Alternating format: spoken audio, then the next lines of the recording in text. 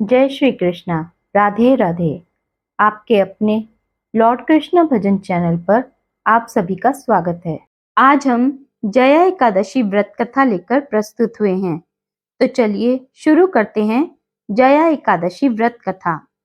धर्मराज युधिष्ठिर बोले, हे भगवान, आपने माघ मास के कृष्ण पक्ष की शक्तिला एकादशी का अत्यंत सुंदर वर्णन किया। आप स्वेदज, अंडज, उद्भिज और जरायु चारों प्रकार के जीवों के उत्पन्न, पालन तथा नाश करने वाले हैं। अब आप कृपा करके माघ मास के शुक्ल पक्ष की एकादशी का वर्णन कीजिए। इसका क्या नाम है, इसके व्रत की क्या विधि है तथा इसमें कौन से देवता का पूजन किया जाता है। श्री कृष्ण जी कहने लगे, हे राजन, इस एकादशी का नाम जया एकादशी है। इसका व्रत करने से मनुष्य ब्रह्म हत्यादि पापों से छूटकर मोक्ष को प्राप्त होता है तथा इसके प्रभाव से भूत, पिशाच आदि योनियों से मुक्त हो जाता है। इस व्रत को विधि पूर्वक करना चाहिए। अब मैं तुमसे पद्म पुराण में वर्णित इसकी महिमा की एक कथा कहता हूँ। देवराज इंद्र स्वर्ग में राज करते थे और अन्य सब देवगण सुख पूर्वक स्वर्ग में रहते थे। एक समय इंद्र अपनी इच्छा अनुसार नंदन वन में अप्सराओं के साथ विहार कर रहे थे और गंधर्व गान कर रहे थे। उन गंधर्वों में प्रसिद्ध पुष्पदंत तथा उसकी कन्या पुष्पवती और चित्रसेन तथा उसकी स्त्री मालिनी भी थे। मालिनी का पुत्र पुष्पवान और उसका पुत्र माल्यवान भी उपस्थित थे। पुष्पवती गंधर्व कन्या माल्यवान को देखकर उस पर मोहित हो गई और माल्यवान पर काम बाण चलाने लगी। उसने अपने रूप, लावण्य और हाव भाव से माल्यवान को वश में कर लिया। हे राजन, पुष्पवती भी अत्यंत सुंदर थी। अब वे इंद्र को प्रसन्न करने के लिए गान करने लगे, परंतु परस्पर मोहित हो जाने के कारण उनका चित्त भ्रमित हो गया था। इनके ठीक प्रकार ना गाने तथा ताल स्वर ठीक न होने से इंद्र इनके प्रेम को समझ गए और उन्होंने इसमें अपना अपमान समझकर उनको शाप दे दिया। इंद्र ने कहा कि मूर्खों, तुमने मेरी आज्ञा का उल्लंघन किया है, इसलिए तुम्हें धिक्कार है।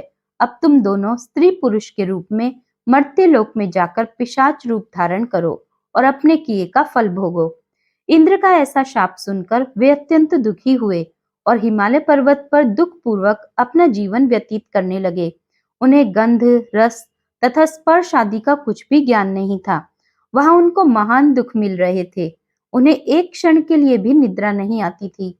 हिमालय पर्वत पर अत्यंत शीत के कारण उनके रोमांच खड़े रहते और दांत शीत के कारण बजते रहते। एक दिन पिशाच ने अपनी स्त्री से कहा कि पिछले जन्म में हमने ऐसे कौन से पाप किए थे जिससे हमको यह दुखदाई पिशाच योनि प्राप्त हुई। इस पिशाच योनि से तो नरक के दुख सहना ही उत्तम है। अतः हमें अब किसी प्रकार का पाप नहीं करना चाहिए। इस प्रकार विचार करते हुए वे अपने दिन व्यतीत कर रहे थे। दैव योग से तभी माघ मास में शुक्ल पक्ष की जया नामक एकादशी आई। उस दिन उन्होंने कुछ भी भोजन नहीं किया और ना कोई पाप कर्म ही किया। केवल फल फूल खाकर ही दिन व्यतीत किया और सायं समय महान दुख से पीपल के वृक्ष के नीचे बैठ गए। उस समय सूर्य भगवान अस्त हो रहे थे। उस रात अत्यंत ठंड थी। इस कारण वे दोनों शीत के मारे अति दुखित होकर मृतक समान आपस में चिपटे हुए पड़े रहे।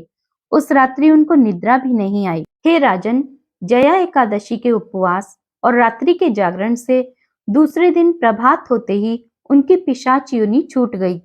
अत्यंत सुंदर गंधर्व और अप्सरा की देह धारण कर सुंदर वस्त्राभूषणों से अलंकृत हो उन्होंने स्वर्ग लोक को प्रस्थान किया। उस समय आकाश में देवता तथा गंधर्व उनकी स्तुति करते हुए पुष्प वर्षा करने लगे। स्वर्गलोक में जाकर उन दोनों ने देवराज इंद्र को प्रणाम किया। इंद्र इनको पहले रूप में देखकर अत्यंत आश्चर्यान्वित हुए और पूछने लगे कि तुमने अपनी पिशाच योनि से किस प्रकार छुटकारा पाया, सो सब बतलाओ। माल्यवान बोला, हे देवेंद्र, भगवान विष्णु की कृपा और जया एकादशी के व्रत के प्रभाव से ही हमारी पिशाच देह छूटी है। तब इंद्र ने कहा, हे माल्यवान, भगवान की कृपा और एकादशी के व्रत करने से न केवल तुम्हारी पिशाच योनि छूट गई, वरन हम लोगों के भी वंदनीय हो गए, क्योंकि विष्णु और शिव के भक्त हम लोगों के वंदनीय हैं। अतः आप धन्य हैं। अब आप पुष्पवती के साथ जाकर विहार करो। श्री कृष्ण कहने लगे कि हे राजा युधिष्ठिर, इस जया एकादशी के व्रत से बुरी योनि छूट जाती है। जिस मनुष्य ने एक एकादशी का व्रत किया है, उसने मानो सब यज्ञ, जप, दान आदि कर लिए। जो मनुष्य जया एकादशी का व्रत करते हैं, वे अवश्य ही 1000 वर्ष तक स्वर्ग में वास करते हैं। इस प्रकार जया एकादशी व्रत कथा समाप्त हुई। जय श्री कृष्णा। राधे राधे। जय श्रीमन नारायण।